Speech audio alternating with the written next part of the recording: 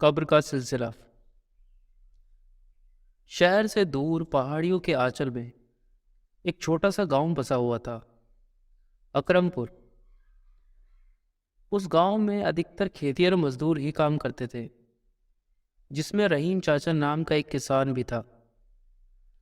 रहीम की शादी के 10 साल बाद उसके घर पर एक बेटा हुआ, जिसका नाम बड़े प्यार से उसने करीम रखा। रहीम के परिवार में उसकी पत्नी फरीदा और बेटा करीम ही थे। रहीम दिन रात मेहनत करके करीम को पाल रहा था। उसके पास थोड़ी सी ज़मीन थी, बैल भी बूढ़े और कमज़ोर थे। ऊपर से खुदा की मार भी ये थी कि ज़मीन का ज़्यादातर हिस्सा बंजर और पथरीला था।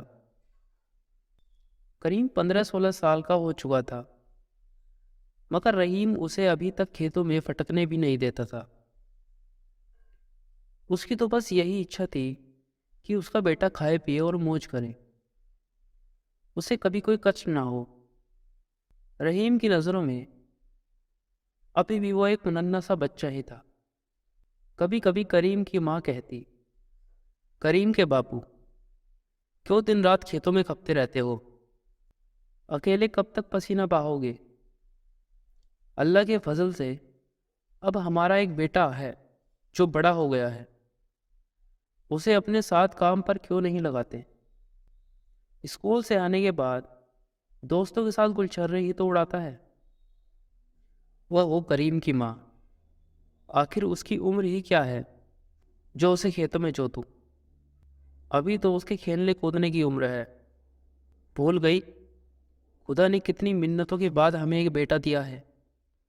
उसे तो बस पढ़ लिख लेने दो ताकि वो बड़ा आदमी बन सके। खेती बाड़ी में क्या रखा है, उसे तो मैं एक बड़ा अफसर बनाऊंगा। हाँ हाँ, भले ही खुद काम करते करते मर जाना। ज़रा अपना शरीर तो देखो, हड्डियों का ढांचा हो चुका है। समय से पहले ही बूढ़े दिखने लगे हो। तू मेरी फिक्र मत कर, मैं बूढ़ा हो रहा हूँ तो क्या, मेरा बेटा तो जवान होता जा रहा है। बस मेरे लिए यही काफ़ी है। शान से सीना फुलाकर रहीम ने कहा, तू भी चिंता ना कर। अपना बेटा जब पढ़ लिख कर अफसर बन जाएगा तो हम बैठकर चैन की बंसी बजाएंगे। हमारा बेटा मरते दम तक हमें कोई तकलीफ नहीं होने देगा। तुम तो यही सपना देखते रहना। आजकल की औलाद का क्या भरोसा, क्या पता कल को 2 वक्त की रोटी भी ना दे। किसी ने सच ही कहा है, एक बाप 100 बेटों को पाल सकता है, मगर 100 बेटे एक बाप को नहीं पाल सकते। तुम तो पागल हो गई हो करीम की माँ। आश्चर्य से अपनी पत्नी की ओर देखते हुए रहीम ने कहा, कैसी माँ हो तुम? तुम्हें अपने बेटे पर ही भरोसा नहीं। देखो जी, मैं पहले पत्नी हूँ, फिर माँ हूँ। औरत की जिंदगी तो तभी तक है जब तक उसका सुहाग जिंदा है। विधवा को कौन पूछता है? बेटों को भी वो बोझ लगने लगती है। अच्छा अच्छा, अब ये बातें छोड़। तू चाहे कुछ भी सोच, मगर मुझे अपने बेटे पर पूरा भरोसा है। न जाने तू इतनी सी बात क्यों नहीं समझ रही। मैं तो सब समझ रही हूँ, तुम्हारी ही समझ में दुनिया की हकीकत नहीं आ रही। आखिर क्या है दुनिया की हकीकत? यही कि जब तक तुम्हारे हाथ पैर चलते रहेंगे तब तक बेटा भी तुम्हारी लल्लो चप्पो करेगा। जहाँ तुम्हारे हाथ पैरों ने काम करना बंद किया, वहीं बेटे की नज़र बदल जाएगी। बोझ लगने लगोगे तुम उसे। ऐसा कभी नहीं होगा करीम की माँ, कभी भी नहीं। अल्लाह इतना बेरहम नहीं हो सकता कि जिस औलाद को मैं खून पिला पिला कर पाल रहा हूँ, वही औलाद मेरे साथ ऐसा सलूक करेगी। दोनों के विचार अपनी जगह पर दुरुस्त थे, लेकिन दोनों में से ये कोई नहीं जानता था कि कल क्या होगा। समय की गति कभी नहीं रुकती। इसी प्रकार नोक झोंक में पति पत्नी का समय व्यतीत होता रहा। रहीम अभी भी जी तोड़ मेहनत करके अपने बेटे का लालन पालन जुटा रहा था। करीम अब नौजवान हो गया था। रहीम ने एक सुंदर सी लड़की देखकर उसकी शादी कर दी। उस दिन उसकी खुशी का ठिकाना नहीं था जिस दिन करीम ने अपने बेटे के सर पर सेहरा बंधा हुआ देखा। रहीम को लगा जैसे उसे सारे जहां की खुशियां मिल गई। मन में पोता पोती देखने की आस लिए उसने उस दिन की खूब बलाई ली। फरीदा भी बहुत खुश थी। आखिर बेटे के सर पर सेहरा बंधे तो किस माँ को खुशी नहीं होगी। इसी प्रकार हंसी खुशी दिन गुजर रहे थे। अचानक अकरमपुर गांव में एक विपत्ति आ पड़ी। पूरे गांव में प्लेग की बीमारी फैल गई, जिसमें करीम की माँ परलोक सिधार गई। उसके गम में रहीम रो रोकर पागल हो गया। करीम और उसकी पत्नी ने भी खूब आंसू बहाए, मगर रोने से जाने वाले वापस नहीं आते। धीरे धीरे उनकी आंखों से आंसू सूख गए। पत्नी की अचानक मौत हो जाने से रहीम भीतर से टूट गया था। उसके तो शरीर से जैसे जान ही निकल गई। अब वो उतनी मेहनत से काम नहीं कर पाता था और धीरे धीरे उसने चारपाई पकड़ ली और खेतों का काम सारा करीम के कंधों पर आ गया। रहीम चाचा करीम को जैसा बनाना चाहता था वो बना तो वैसा ही, मेहनती और नेक। मगर उसकी पत्नी थोड़ी सी चतुर और स्वार्थी टाइप की थी। धीरे धीरे थोड़ा समय और गुजर गया। इसी बीच करीम की पत्नी जमीला ने एक सुंदर से बेटे को जन्म दिया, जिसका नाम रहीम चाचा ने बड़े प्यार से इकबाल रखा। अब घर में नन्हे इकबाल की किलकारियां गूंजने लगी थी। रहीम चाचा को तो जैसे बुढ़ापे में खेलने के लिए एक खिलौना मिल गया था। नन्हे इकबाल के साथ वो खुद भी बच्चे बन जाते थे। उस समय तो उनकी खुशी का कोई ठिकाना ही नहीं था। जब इकबाल अपनी तोतली जुबान से दादा दादा कहकर पुकारता, उस नन्ही सी जान के बिना तो रहीम चाचा का कोर भी हलक से नहीं उतरता था। इकबाल भी उनके बिना एक पल नहीं रह पाता। सुबह उठने से लेकर रात सोने तक वो उन्हीं के साथ खेलता रहता। रात रहीम चाचा ही अपने कमरे से आवाज़ लगाते हुए कहते, बेटा करीम, इकबाल को ले जाओ, सो गया है वो। ऐसा प्यार था दादा पोते में। मगर जैसे जैसे इकबाल बड़ा होता जा रहा था, वैसे वैसे रहीम चाचा का स्वास्थ्य खराब होता जा रहा था। उन्हें न जाने कौन सी बीमारी लग गई थी कि कमरे में पड़े पड़े बस खांसते ही रहते थे। एक तो बुढ़ापा, ऊपर से बीमारी। रहीम चाचा भीतर ही भीतर टूटता जा रहा था। बुढ़ापा तो खुद 100 बीमारी की एक बीमारी होता है, जो गैर तो क्या, अपनों को भी आंखें फेरने पर मजबूर कर देता है। करीम ने शुरू शुरू में तो उनकी काफ़ी देखभाल की, अच्छे से अच्छे वैद्य और हकीम को दवा दारू की, लेकिन अब वो भी उनकी बीमारी से परेशान हो चुका था। उसकी पत्नी जमीला तो वैसे ही अलग ख्यालों की थी। उसे तो बस अपना खाना और पहनना ही अच्छा लगता था। एक दिन करीम ने अपनी पत्नी से कहा, जमीला, अब्बू की तकलीफ दिन ब दिन बढ़ती जा रही है। मेरा ख्याल है कि मैं उन्हें शहर ले जाकर अच्छे से अस्पताल में दिखाऊं। तुम्हारा तो दिमाग खराब हो गया है करीम मियाँ, तुनक्कर वह बोली। मुझे वह चूल्हे में फूंकनी लेकर चाहे जितना मर्जी उसको फूंक लो, उसमें आग नहीं सुलगेगी। अब तुम्हारे अब्बू में रखा ही क्या है जो पैसे फूंकने के नए नए मंसूबे बना रहे हो। आज नहीं तो कल उन्हें अल्लाह को प्यारा होना ही है। अगर कुछ सोचना है तो अपने इकबाल के बारे में सोचो। वो हमारे कल का सहारा है। अब्बू पर पैसे फूंक कर भला क्या हासिल होगा हमें। करीम वैसे तो नेक और सीधा था, मगर था थोड़ा सा दब्बू। दुनियादारी की बातों की उसे ज़्यादा समझ नहीं थी। पहले माँ बाप जैसा बोलते थे वैसा ही करता था, मगर अब उसकी पत्नी जैसा कहती है वो वैसा ही करता है। जमीला के कहने पर उसने रहीम की ओर ध्यान देना बंद कर दिया। इसका तो अब एक ही काम रह गया था, सारा दिन मेहनत करना और कमाई के पैसे लाकर बीवी के हाथ में रख देना। जमीला जहाँ और जैसा चाहती उस पैसे को वहाँ पर खर्च करती। करीम कभी भी उससे हिसाब किताब के बारे में नहीं पूछता था। नन्हा इकबाल अब धीरे धीरे बड़ा होता जा रहा था। उसका ज़्यादातर समय अपने दादा के पास ही गुजरता था। सच बात तो ये थी, बूढ़े रहीम के दुख सुख का साथी अब इकबाल ही था। करीम सुबह शाम अवश्य रहीम का हालचाल पूछता, मगर जमीला तो उसके पास भी नहीं आती थी। जब वो चौका बर्तन करती रहती और रहीम खास देता था तो आंचल फैलाकर उसे कोसने लगती कि बूढ़ा न जाने कब मरेगा। आखिर एक दिन तंग आकर उसने करीम से कह दिया, देखो जी, मैं तुम्हारे अब्बू की बीमारी से परेशान हो चुकी हूँ। दिन रात बस खांसते ही रहते हैं। मुझे लगता है कि इन्हें कोई छूत की बीमारी हो गई है, जो हमारे इकबाल बेटे की सेहत के लिए भी ठीक नहीं। वो सारा दिन उस बुड्ढे के साथ ही रहता है। अगर उसे भी कोई बीमारी लग गई तो हम क्या करेंगे? बात तो तुम्हारी ठीक है जमीला, दुखी होकर करीम बोला। मगर तुम ही बताओ मैं क्या करूं? इकबाल उनके बिना रह नहीं सकता।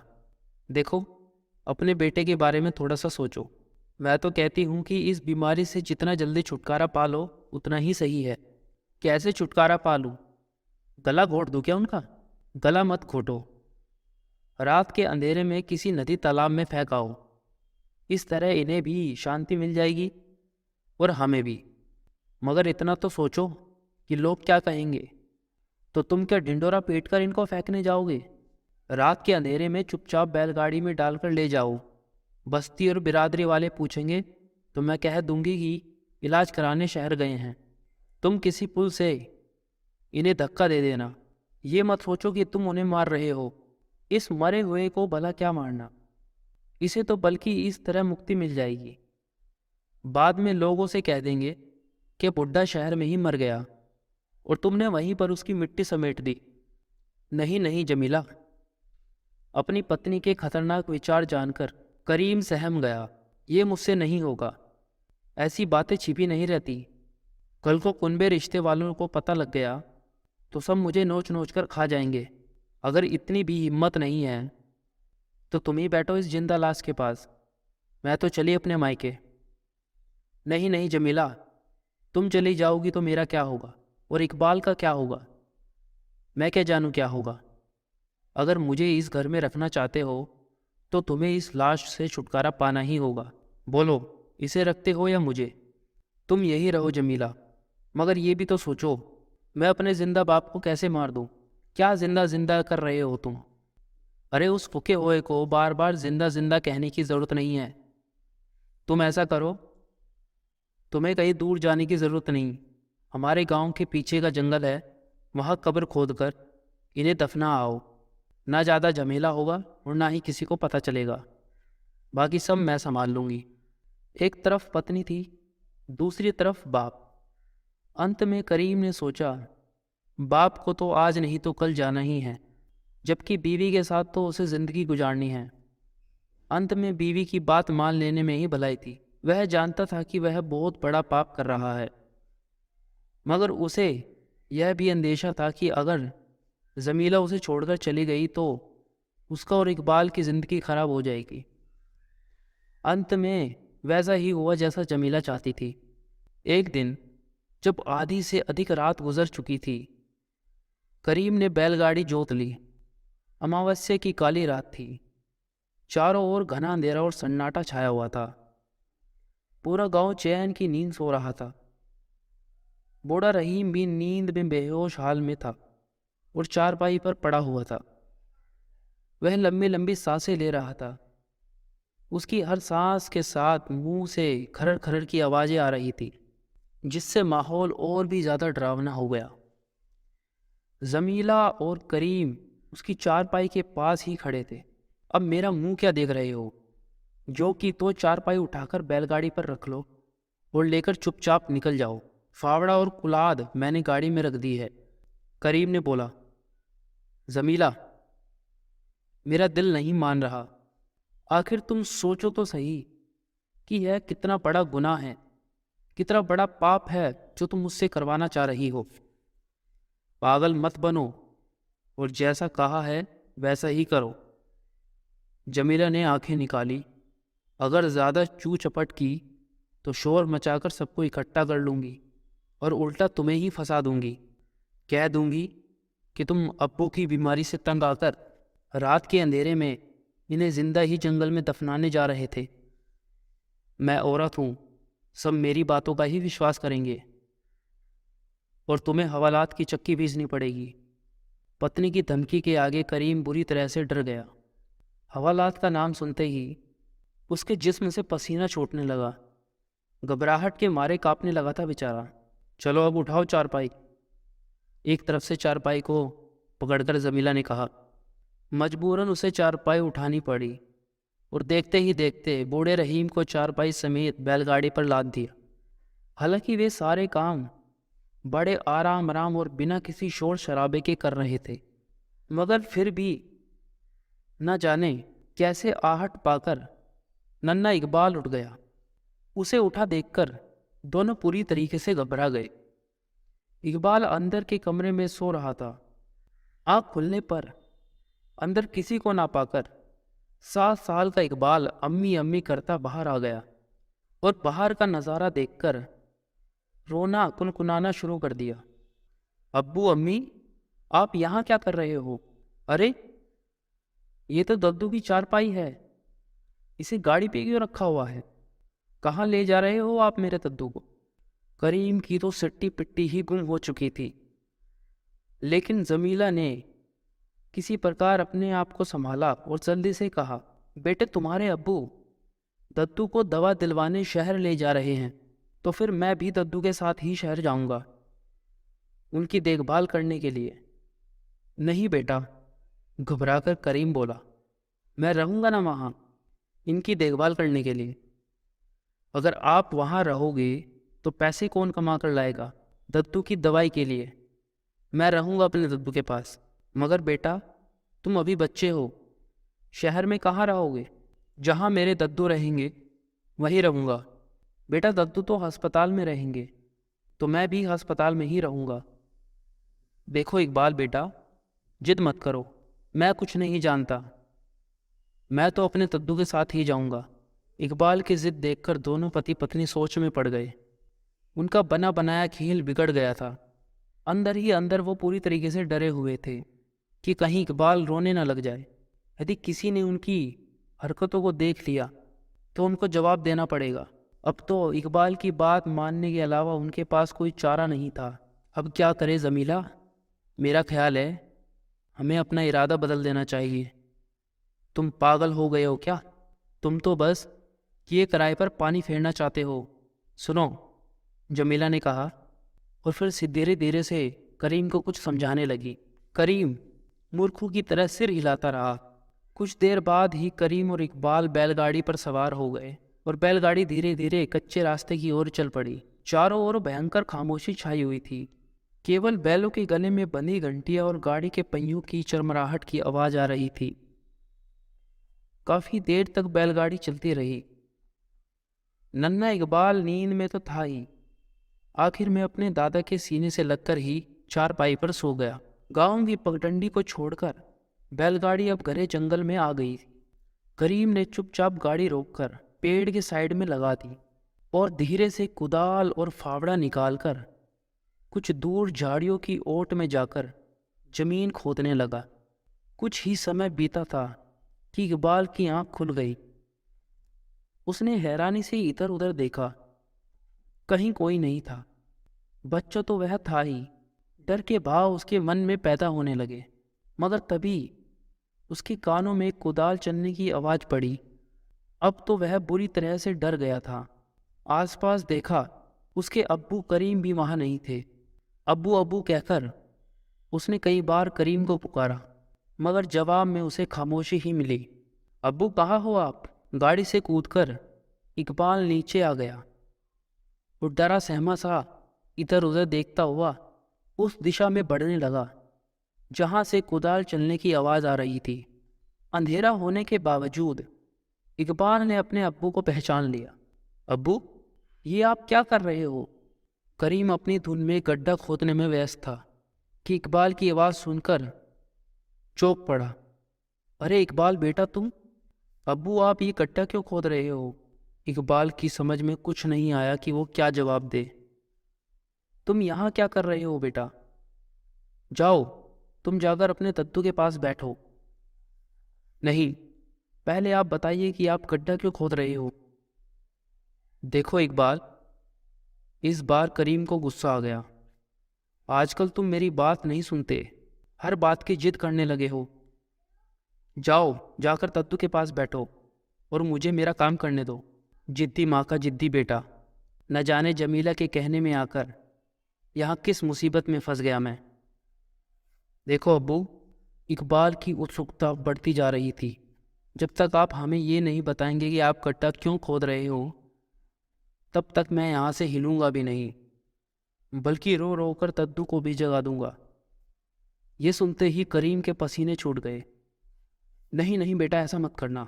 अगर ये रो पड़ा तो सारा खेल बिगड़ जाएगा।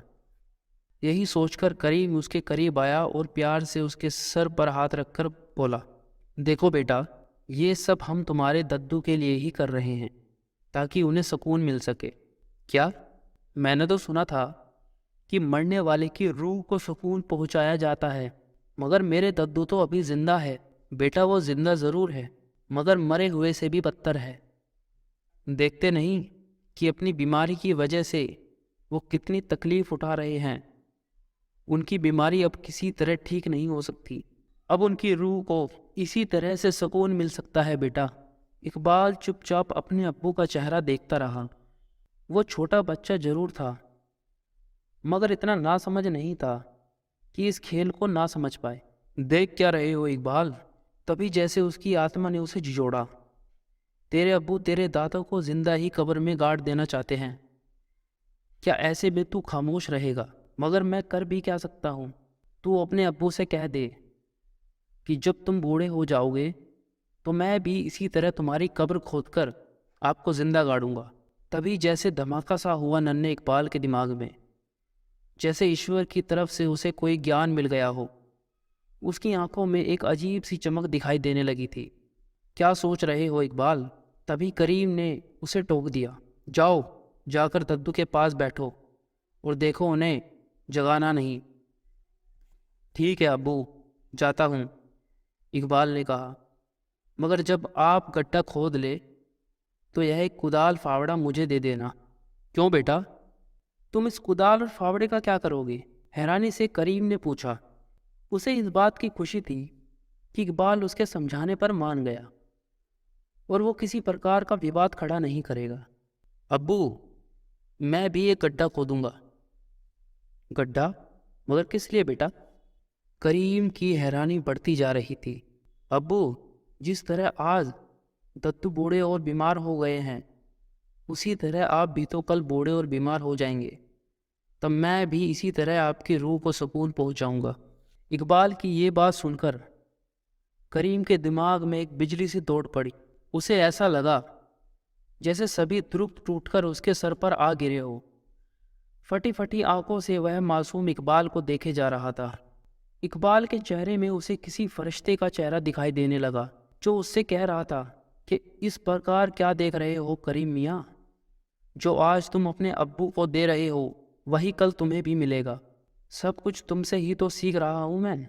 जैसा तुम आज बोओगे वैसा ही कल काटोगे। करीम घबराकर चीख उठा। क्या हुआ अब्बू? करीम ने लपक कर उसे गोद में उठा लिया। तभी उसकी आंखों से आंसू निकल पड़े।